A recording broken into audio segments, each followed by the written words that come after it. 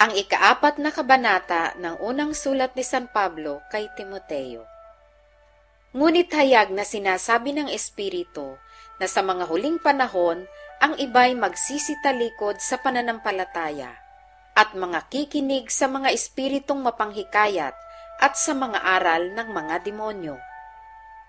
Sa pamamagitan ng pagpapaimbabaw ng mga tao na nagsisipagsalita ng mga kasinungalingan, na hinerohan ang kanilang mga sariling budhi ng waring bakal na nagbabaga, na ipinagbabawal ang pag-aasawa at ipinag-uutos na lumayo sa mga lamangkati na nilalang ng Diyos upang tanggapin na may pagpapasalamat ng mga nagsisisampalataya at nakakaalam ng katotohanan.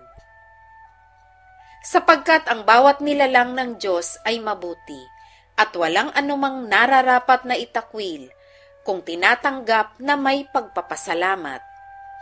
Sapagkat pinakababanal sa pamamagitan ng salita ng Diyos at ng pananalangin.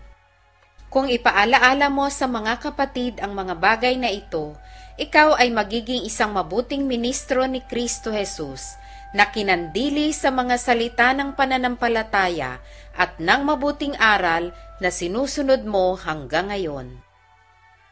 Datapot itakwil mo ang mga kathang masasama at walang kabuluhan at magsanay ka sa kabanalan.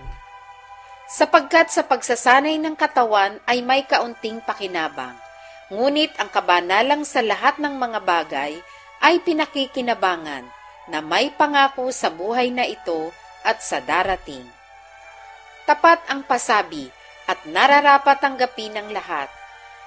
Sapagkat dahil dito ay nagsisipagpagal kami at nagsisipagsikap, sapagkat may pag-asa kami sa Diyos na buhay, na siyang tagapagligtas sa lahat ng mga tao, lalong-lalo na sa mga nagsisisampalataya.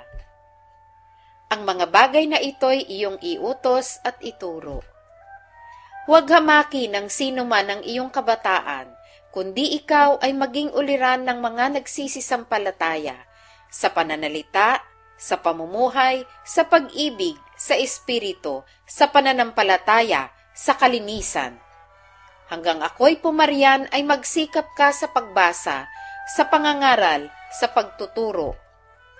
Huwag mong pabayaan ang kaloob na nasa iyo, na sa iyo'y ibinigay sa pamamagitan ng hula, na may pagpapatong ng mga kamay ng kapulungan ng mga presbitero. Magsipag ka sa mga bagay na ito, tumalaga kang lubos sa mga ito, upang ang iyong pagkasulong ay mahayag sa lahat.